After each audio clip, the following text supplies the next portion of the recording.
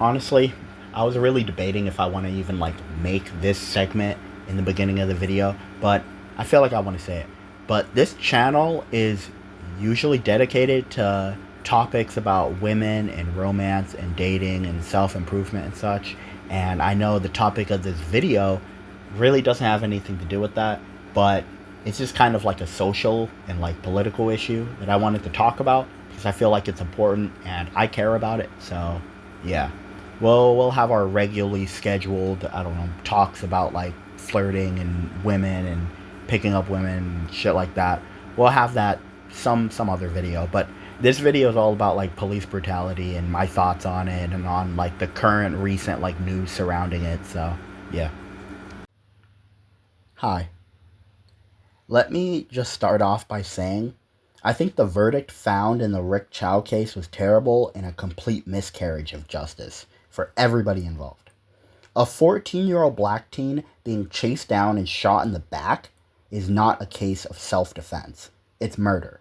The jury did a terrible injustice that day by finding Rick Chow not guilty of like shooting someone and killing them, which is just insane. There is no way that a child who did nothing wrong, who is shot in his back, how that jury can justify that verdict. I've been practicing law for almost 30 years. I've never seen anything like this. But this big news event and like other relevant news events got me thinking about like what's the big difference between a guilty verdict and a not guilty verdict. And personally, I think state law and the community surrounding that state. And I think those are the two biggest, like, most important things when it comes to those self defense cases in racism. Rick Chow, he lives and works in South Carolina. And because of the verdict of that case, I know now that I don't want to move to South Carolina because I know the community and the culture and the justice system in South Carolina is going to be lenient on racial discrimination. And I know that the verdict for the Rick Chow case is only going to embolden and it's just going to encourage more like white supremacists and more like racial violence against black people in South Carolina. So I know I don't want to move there. You know what I mean? Which I'm happy I don't live there because they were out. It would suck to have to leave. You know what I mean? Especially in this economy. Good Lord. But my suggestion to all my brothers and sisters in South Carolina, get out if you can. Because the state and its community has shown the world how it feels about black people with that verdict. And honestly, if I was in South Carolina, I'd be out there protesting too because that verdict was just ridiculous. My suggestion to the people, to the family of Cyrus, is to attempt to get a manslaughter charge on Rick Chow because that's just it's just insane that they allowed a black teen to get shot in the back and killed and that they're not going to find him guilty of any type of crime. This is ridiculous. And on the contrary to like states like South Carolina, we have states like Massachusetts and hopefully Tennessee, right? Because the Chud the Builder case hasn't been like, we don't know a verdict yet because it's still like pending and such. And he's in jail and he's on bond and all that. But hold on. In Massachusetts, my hometown, there was an officer named Nicholas O'Malley who was, I believe he's in prison right now. And he's awaiting trial for a manslaughter charge after shooting an unarmed carjacking suspect who was trying to flee from him. And the body cam footage hasn't been released, unfortunately. But in a police report, it was explicitly stated that O'Malley stated that the suspect tried to run them over, but after the police did an investigation, they found the body cam footage and other officers have said that the suspect wasn't trying to run anybody over with his car. And so that's why O'Malley got charged with manslaughter. And he did end up killing a black man from shooting him. But a Boston police officer in court right now on a manslaughter charge. Let's listen in. On manslaughter charge, there will be a request for immediately after firing the shots and while King was in the car driving away, The defendant got on the radio. He called out 303, which is the police code for an officer-involved shooting, and then stated on the radio he tried to run us over.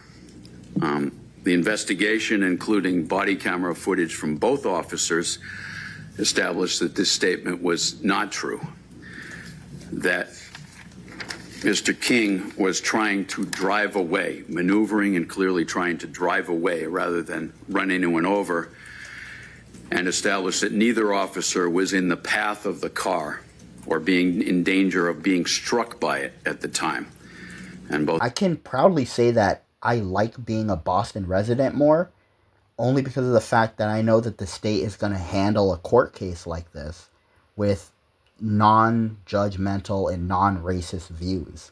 And they're going to be considerate, and they're going to try and take care of their black community by making sure they make an example of O'Malley and making sure that O'Malley is properly charged and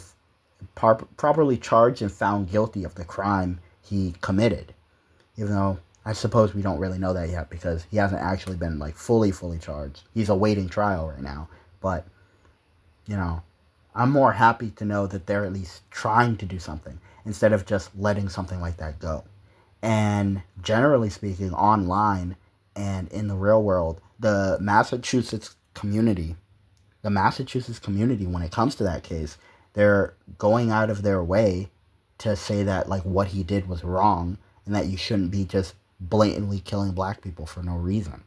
And I think that's like one huge difference between South Carolina and Massachusetts, because in Massachusetts we don't tolerate racism in that way. We don't tolerate people killing black people for no reason. And then we have Chud the Builder, who is in Tennessee. And as of right now, when I'm writing this video, the final verdict hasn't been reached. But Chud is being held on a $1 million bond, and he's in prison for shooting a black person after calling that black person a racial slur and then trying to start a fight with him. And he shot him. He's in jail for attempted murder. Thank God it's attempted, that the black man actually survived and that he's not dead, because that's just a ridiculous way to die. You know what I mean? That's just a ridiculous way to die. And I'm so happy for him to be alive, and I hope he recovers well. But the verdict of the Chud the Builder case is going to be really important in the footnote. Oh my God. I'm going to edit that out. The verdict of the Chud case will be an important footnote in the history of Tennessee, because it's going to set a precedent, and it's going to set a tone for how the Tennessee justice system treats its black people. And it's also going to set a tone for what other white supremacists in Tennessee are going to think they're going to be able to get away with. If people see the Chud the Builder case, and they see that he's found guilty, they're going to know that they can't go around doing what he did, and people are going to be less likely to try and repeat it. But if they see that he's found innocent, then it's just going to, encourage more racial violence. And we don't need any more of that. You know what I mean? We don't need racial violence in America, especially now with how bad the economy is and how we're already at war with Iran. And like, we already have so many enemies on, we already have enough enemies coming from all different directions for all different types of reasons. We don't need to be fighting with each other, especially not over something as ridiculous as the color of your own skin. Like, that's just stupid, bro. You know what I mean? And this is a little bit off topic regarding the video, but in terms of the United States as a whole, because I know it's not representative of Tennessee, I think it's very telling how the majority of Americans feel about black people when you look at how many people have donated to a fundraising campaign to help Chud the Builder pay his bailout money for his bond. And I'm honestly really disgusted by it. The fact that someone had created a fundraiser for him to pay his bond when he's in prison for having almost killed a black person and yelling racial slurs at them, which is just ridiculous. Though, truthfully, I can't predict the outcome of the Chud the Builder case or even the O'Malley case in Massachusetts. But I'm confident that the outcome for either is going to have a significant impact on a lot of people's perceptions of Tennessee, of Massachusetts, and how the justice system treats black people, and how the justice system and how those states' communities, feel and care about black people. But yeah, that's it.